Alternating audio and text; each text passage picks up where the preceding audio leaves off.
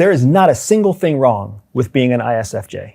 Nothing wrong. There's no inherent weakness. If anything, there's an inherent strength in being ISFJ, because when you take what the typical man is almost the exact opposite, right? Oh. ENTP is the average man, right? And I'm an ENTP. My wife is an ISFJ.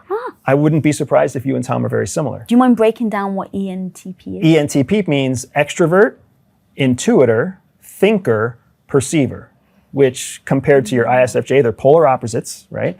Extroverts mean they like being around people. Introverts mean they like being alone. Like meaning they generate energy. When I get tired, I want to be around people.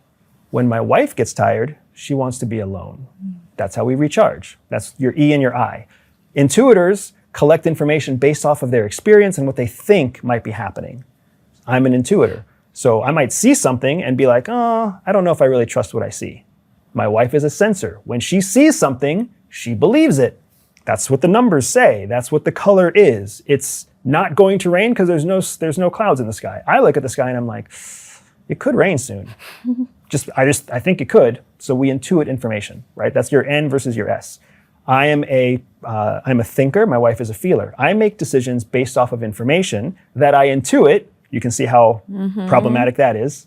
I'm making decisions based off of what I think might happen. My wife makes decisions based on her gut instinct.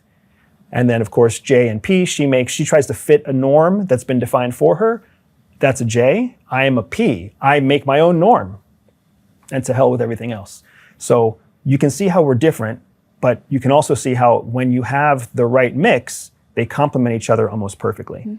Because now she can be the source of real data. I can make a rational-based decision off of her real data. She can always keep me true to the framework of society. I can always challenge her to question the framework of society, and et cetera, et cetera. So that's what happens when personalities complement each other.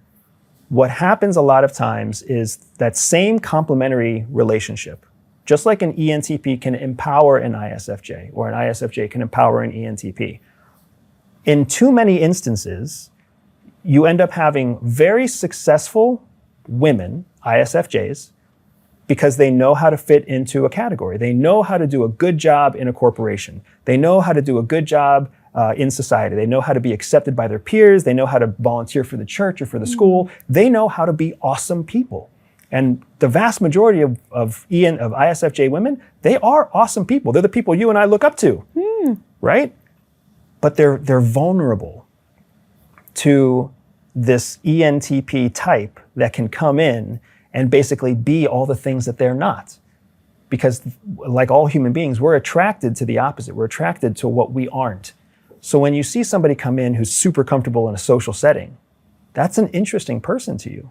When you see someone come in who isn't paralyzed by gut instincts or constantly like struggling to make a decision, you're very interested and attracted to that person. And when you come with a person who says like, oh, I know that society needs me to do this, but to hell with that, I'm going to do my own thing. That's an attractive person.